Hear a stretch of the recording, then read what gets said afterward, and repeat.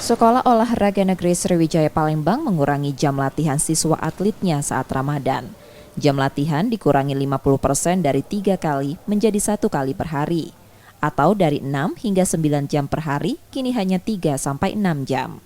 Pengurangan jam latihan tidak berpengaruh pada kondisi fisik siswa dengan memantau gizi dan vitaminnya. Secara real tidak ya, karena begini, kita pada saat bulan puasa bulan Ramadan ini kita tatanannya hanya sekedar jangan sampai mereka lepas ya. Karena mengapa demikian? Untuk memporsir diri juga dinyatakan tidak untuk apa, karena tidak ada event selama bulan Ramadan juga. Maka perform mereka cukup stabil-stabil saja pada saat Ramadan ini. Karena kita tidak harus digenjot seperti dengan rupa, karena kita tidak ada event untuk dilaksanakan pada bulan Ramadan.